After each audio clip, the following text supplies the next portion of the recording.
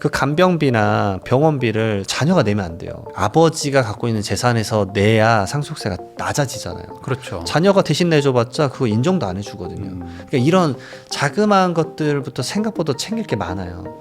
그러니까 요즘 오죽했으면 이제 강남 3구나 용산같이 토지에 묶인 아파트들이 경매 낙찰가율이 100%가 넘어가잖아요. 왜냐 경매는 내가 실거주를 안 해도 되잖아요. 토지를 피해가니까.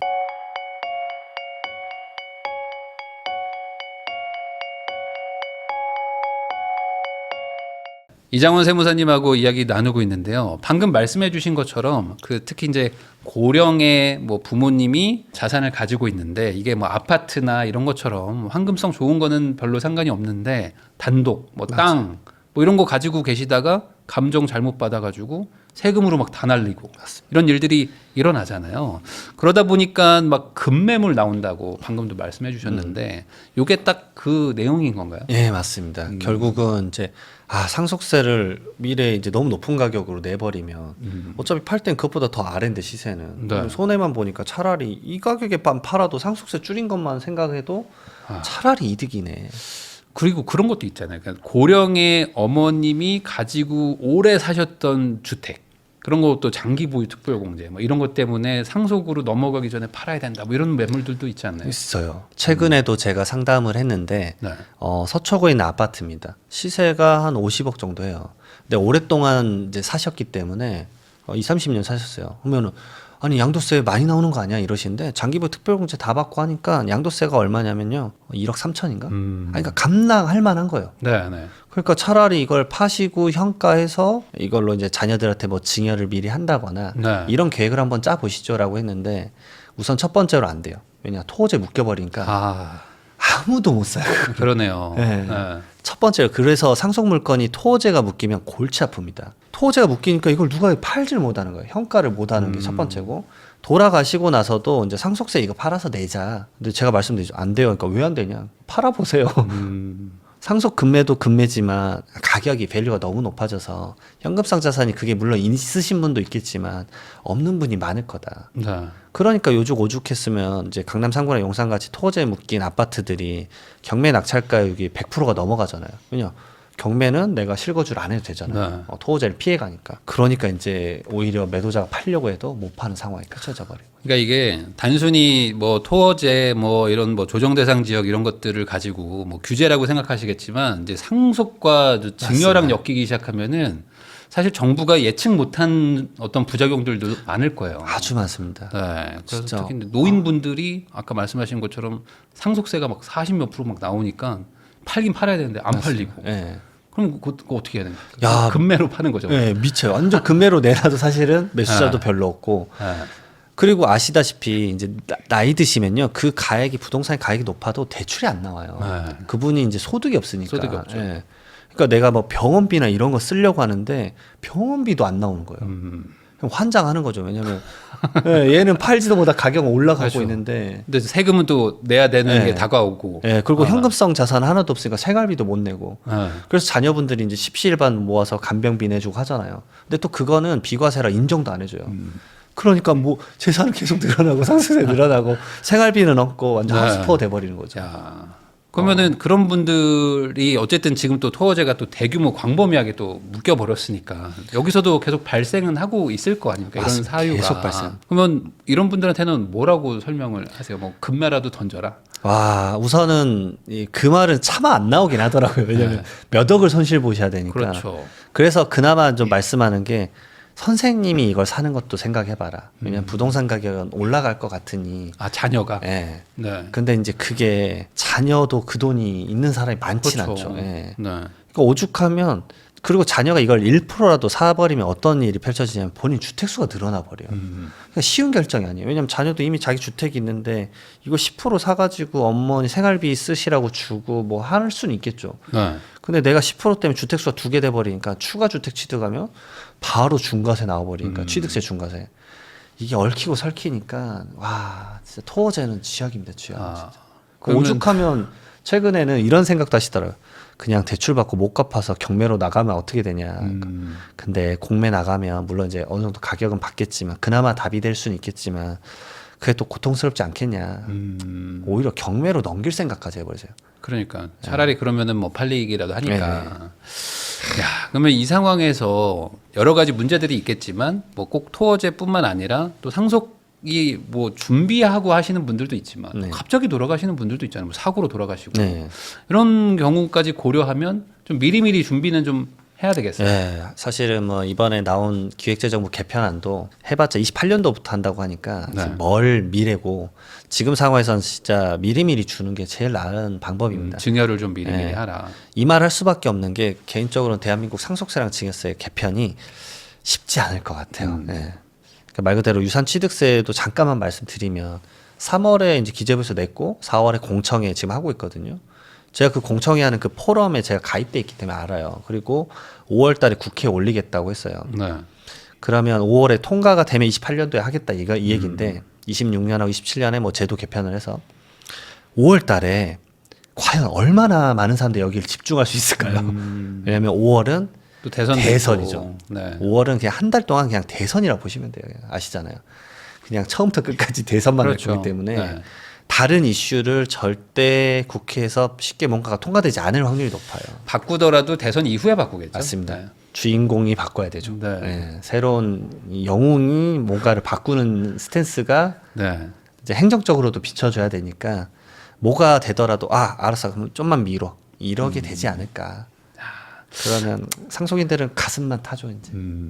뭐라고 해야 될까? 상속이라는 건 어찌 보면 이제 돌아가시면서 이렇게 발생하는 거기 때문에 뭐 기다려 달라고 할 수 있는 상황도 맞죠. 아닌 거고 또 갑자기 또 건강이 안 좋아지셔가지고 저도 이제 이런 케이스를 좀 본 게 중환자실에 가시면 그때부터 부모님 걱정하는 것도 있는데 이제 상속 문제가 이제 막 생기면서 맞습니다. 이거 세금이 얼마야 하면서 그때 가서 이제 막 부랴부랴 막 상담 다니시는 분들이 있어요. 맞아요. 예. 그러니까 이거는 좀 해결을 해야 되는데 현 제도상에서는 어쩔 수 없다면 그러면은 세금 걱정을 그나마 좀 줄일 수 있는 방법은 뭔지 좀 설명을 해주시면 좋을 것 같습니다. 첫 번째로는 진짜 이게 제도적인 문제이기 때문에 네. 먼저 제도적으로 여야가 좀 얘기 나눈 게 있습니다 이미. 일괄공제 뭐 5억 원을 뭐 8억 원을 올리자. 네. 뭐 아니면 10억으로 올리자. 그다음 배우자 공제도 기초 최소 5억 원인데 그래도 10억 원을 올리자. 이런 얘기는 여야가 합의를 다 봤어요. 25년 초반에. 그러면 이거는 좀 빨리 사실 패스트 트랙으로 해서 통과시킬 수도 있는데 요게 안 되는 게 좀 아쉬운 것 같고요. 첫 번째로. 네. 두 번째로는 말 그대로 중환자실에 계시면 대부분 이런 생각을 하세요. 아버님 먼저 옆에서 지켜봐 드려야지. 그래서 말씀 주신 대로 상속세를 알아보시는 분은 진짜 상위 진짜 1% 같아요. 진짜로. 하긴 또 그것도 그래. 네. 네. 감정적으로. 네, 네. 그 와중에 너 그 와중에 벌써 재산 챙기냐고 이래버리거든요. 그 얘기하죠. 옆에 고모가 해. 네. 고모가. 그 우리 집안은 이미 얘기 다 됐는데 근데 그 고모나 이제 맞아요. 사촌 형이 와가지고 너 이거 이놈 썩을 놈이네 막 이래버리니까. 그렇죠. 근데 세금이 막 뭐 몇십억인데. 네. 하다못해 그 상황에서 저는 제가 할 수 있는 말 이런 거거든요. 그 간병비나 병원비를 자녀가 내면 안 돼요. 아버지가 갖고 있는 재산에서 내야 상속세가 낮아지잖아요. 그렇죠. 자녀가 대신 내줘봤자 그거 인정도 안 해주거든요. 그러니까 이런 자그마한 것들부터 생각보다 챙길 게 많아요. 그러니까 뭐 사전에 이제 이런 상속 그런 것들을 뭐 짜봤자 얼마나 되겠어 하는데 몇 억씩은 줄어들어요. 근데 그게 돌아가시면 1원도 못 줄인다는 거죠. 그렇죠. 하다못해 세무사회에서 지금 얘기 나누고 있는 게 뭐냐면 상속세 신고할 때 세무사 수임료 있잖아요. 네. 이걸 경비로 인정해달라 해요. 왜냐하면 모든 세금 신고를 할 때 경비를 세무사 비용을 인정을 해줘요. 근데 문제는 상속세만 인정이 안 돼요. 왜요? 증여세라. 이유가 모르겠어요. 이유를. 돌아가셨기 때문에. 네. 그래서 이건 경비로 인정이 안 돼 버리니까 황당하죠. 왜냐하면 상속세가 수임료가 좀 높은 편이니까 하다못해 뭐 예를 들어서 내가 1,000만 원을 줬다. 근데 상속세율이 50%다. 그럼 500만 원의 세금이 줄어들어야 되잖아요. 이것도 안 되고. 그다음 감정평가 수수료도 500만 원이 한도예요. 근데 요즘 뭐 툭하면 감정평가 수수료 막 1,000만 원대 넘어가거든요. 그러니까 이런 한도라도 좀 높여주는 네. 제도적인 게 좀 필요하고 그 다음에 말씀드릴 게 그나마 현실적인 게 이제 그런 경험을 한번 경험하시면 지금은 이미 늦었지만 이제 그 상속인들 나이가 이미 60대가 많아요. 그러면 그 상속인 분들한테 제가 이래 말해요. 봐라 이번에 상속세 이래 많이 나온 거 경험하지 않았냐. 종신보험이라도 가입하셔라. 네. 그러니까 보험 계약자가 자녀고 선생님이 피보험자 그다음에 자녀가 수익자로 하면 이게 상속재산에 포함이 안 돼요. 그리고 나서 자녀가 이제 혹시나 선생님이 돌아가시면 한 1, 2억 나올 거 아니냐. 그거로 취득세라도 내야 된다. 요즘 취득세만 5천만 원 1억이다. 그리고 상속세 좀 내야 되고 그다음에 사전증여 당연하지만 미리미리 좀 조개서 해야 된다. 생각보다 요즘 치매로 돌아가신 경우가 많은데 네. 제가 오죽해서 뭐 의학 논문을 막 공부를 했거든요. 심리상 건강에 사시더라고요. 네. 그러니까 약을 드시면서 저는 이렇게 말을 해요. 손주분이라도 미리미리 줘라. 제가 저번에도 와서 아마 말씀드렸던 것 같은데 87세의 건설업 대표님이 네. 저한테 오셨을 때 내가 줘도 되겠냐. 그러니까 빨리 줘라 빨리. 네. 왜냐면 5년은 건강하게 사실 것 같다. 그러니까 5년 못 살아 막 이러시더라고요. 근데 내가 그분이 손주가 한 12분 돼요. 5억씩만 줘도 60억이니까 네. 상속세율이 그분이 50%니까 30억이 줄어들잖아요. 물론 징역세를 얼마 내겠지만. 근데 그분이 93세 때 다시 찾아오셨어요. 아. 장난하지 말라고. 네. 지금이라 줘야 돼. 빨리 주라고요, 제가. 아. 왜냐하면 그게 어차피 상속재산에 포함될 수도 있는데 두 가지 경우예요. 첫 번째로 혹시나 유산 취득세가 되면 이제는 상속인 이외의자에게 징해한 건 합산 안 해요. 그게 아주 파격적이거든요. 그러니까 극단적으로 이래 갈 수도 있어요. 죽기 전날에 사위 며느리 손주에게 징해한 건 상속재산에 포함이 안 돼요. 그래요? 이게 증여세만 내고? 예, 징여세만 내고 끝나는 거예요. 그럼 내가 상속세율이 50%인데 징여를 30% 정도까지만 줘도 20%를 세이빙을 할 수 있는 거죠. 말 그대로 징여에 활성화한 거죠. 네. 물론 이제 여기에 절대 있으면 안 되는 게 이제 내연녀 내연남인데 네. 이분들은 나오면 안 되고 그래서 이런 제도가 될 수도 있으니까 미리 징여를 해라. 5년이나 시간이 중요한 게 아니라 개편이 돼버리면 5년이고 뭐고 필요 없다. 이걸 잘 모르세요. 지금 말씀하신 5년은 뭐 때문에 지금 계속 얘기하시는 건가요? 이게 사전상속재산이라고 돌아가신 날로부터 10년 이내에 상속인에게 증여한 거를 이때 증여 5억을 했더라도 이거를 다시 상속재산을 얹어가지고 적게 낸 거 더 내. 최대한 불리하게. 예, 더 커지는. 최대한 이 개인한테 불리하게 하는 게 세금이다. 아주 마인드가 좋으십니다. 네. 그리고 상속인 이외의자는 5년이에요. 네. 이게 대표적으로 사위, 며느리, 손주, 형제 그리고 아까 말했던 뭐 내연녀, 내연남 이런 분들인데 이런 경우를 이제 좀 피해갈 수도 있다. 그다음에 두 번째로는 그 손주분들 아니면 자녀분들도 이미 그 자산을 받고 나서 자산 증가치는 추가적으로 세금을 내는 게 아니니까 빠른 마중물이 필요하다. 왜냐하면 사실 지금 손주분들 나이가 이미 20대 막 결혼 준비하는 경우가 많거든요. 네. 주세요. 어차피 그 손주 지금 먹고 살기 힘들지 않냐. 걔가 손주가 그래도 뭐 결혼 신혼하거나 뭐 이런 것에 도움이 된다 그러면 지금 타이밍에서 주는 게 맞지 않냐. 그리고 상속이 일어나면 손주 못 줘요. 네. 상속인이 아니니까. 돌아가면 나 죽으면 손주 알아서 가져가. 그러면 어떻게 되냐면 상속세 내고 상속인이 자기 아들한테 또 줘서 증여세를 또 내는 거예요. 상속 받은 거를 또 증여를 내니까 또 세금이 떠나가는. 낭비가 되는 거죠. 그러니까 그런 것들을 고민해서 살아생전에 의사결정할 수 있는 것들은 최대한 알아보고 해라. 근데 왜 그 분들은 이렇게 안 하려고 하는지도 한번 얘기해 주시면 좋을 것 같아요. 제가 강의 가면 네. 뭐 나 죽으면 알아서 하지 이렇게 많이 말씀하세요. 어차피 난 갔다. 난 갔기 때문에 네. 내가 알아서 해라. 첫 번째로 제가 얘기 말씀드리는 게 이렇게 헤비한 부동산 하나만 있으시면은 저는 그걸 권하진 않아요. 왜냐하면은 본인이 불안해하세요. 그런 마음 있잖아요. 야 누가 그 자기 하나 있는 집 줘버렸는데 자녀가 이제 놀러 오지도 않더라. 뭐 이런 얘기 하세요. 네, 네. 저는 10분 공감합니다. 그래서 자기 메인 부동산이 하나면 주란 말을 못 하겠어요. 저도 안 해요. 그러니까 30억짜리 부동산 하나에 현금성 자산 조금 있는 거예요. 그러면 절대 주지 마세요. 저는 그냥 속된 말로 진짜로 말해요.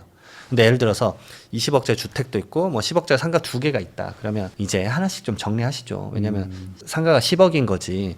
이걸 뭐 기준시가나 좀 더 싸게 줄 수 있는 지금 상황이면 차라리 좀 싸게 주고 자녀가 그걸로 유동성 확보해서 미리 삶의 터전 만들어 놓게 하고 그다음에 두 번째로 말하는 게 살아생전에 정리하면 자녀들이 약간 마음에 안 들어도 부모님 마음이 그러하구나 걸 이해하거든요. 그러니까 다툼이 좀 덜하다. 완전 덜해져요. 진짜로 완전 덜해져요. 너 살아 있는데. 네, 맞습니다. 내가 주겠다는데.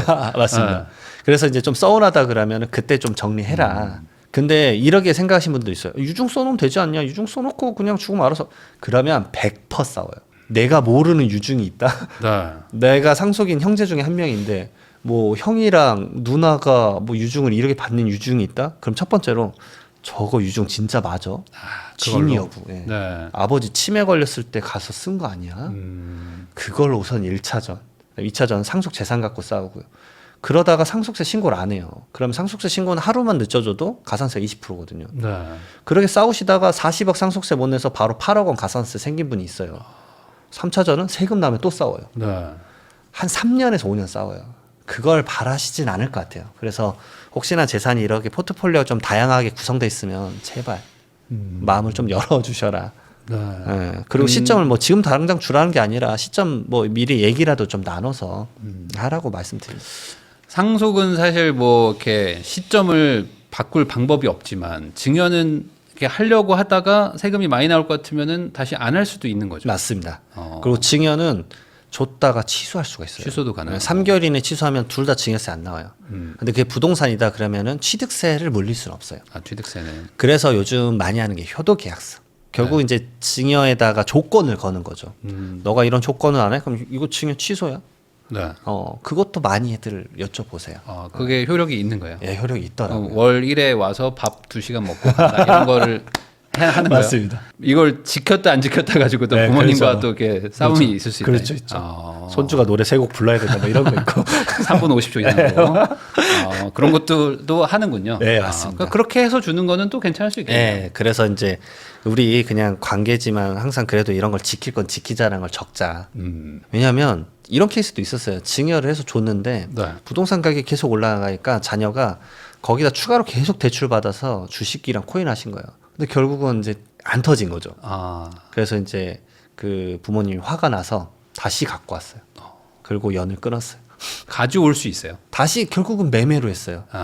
그러니까 이제 속이 타죠. 그때 줄 때도 세금 많이 냈는데 거래세 다시 갖고 올 때도 세금 많이 내야 되니까. 속이 그러면은 아까 말씀하셨던 그런 케이스를 막으려면 뭐 그거를 이제 뭐 가처분 걸고 막 이렇게 하시나요? 그거는 결국 가족끼리 문제인 것 같아요. 또 불안해하시는 경우도 있으니까. 소유권을 넘겼는데 얘가 사고 칠 것 같아. 네. 그래서 그것이 뭐 있었어요, 사실 진짜. 있어요. 그리고 약간 자녀분들도 마인드를 바꿔야 돼요. 뭐 이제 제가 하면 항상 증여하면 자녀분들 데리고 오라 그래요. 왜냐하면 10억짜리 주면요 고마워하지도 않아요. 이거 지금 공감 많이 하실 거예요. 고마워하지도 않아요. 네, 그러니까 알았어 고맙다고 이러세요. 맞아. 네. 그러니까 그게 본인이 말하면 인지를 못 하시는 것 같아요. 그래서 제가 말씀드려요. 이제 데리고 오라. 그래서 제가 앉혀놓고 말을 해요. 선생님 연봉이 한 5천 되는데 사실 세금 떼고 이거 준조세 떼면 생활비 쓰고 떼면 2천만 원이 남는 2천에서 2,500 남으실 건데 10억짜리다 10억짜리 당신 이 패턴 가면 20년이다 20년 지금 20년의 세월을 앞당겨 준 거다. 어머님 20년 고생한 걸로. 네. 그 마음을 알아야 된다. 이 마음을 먼저 내가 알라고 말을 해드리는 거고, 두 번째로는 이제 당신 공부해야 된다. 이렇게 좋은 부익남 이런 채널 보면서 공부해야 된다. 이젠 경제 공부 하셔야죠. 10억짜리를 지키는데 비과세가 뭔지도 모르면 당신 이건 좀 치명적인 것 같다. 당신 재산 제대로 못 지킬 거다. 제발 공부해라. 그 말을 이제 제가 해드려요. 그러니까요. 참 이게 세금이라는 게 어찌 보면은 그 부모님의 그 속상함도 같이 또 해결도 해줘야 되고 참 고생이 많으십니다.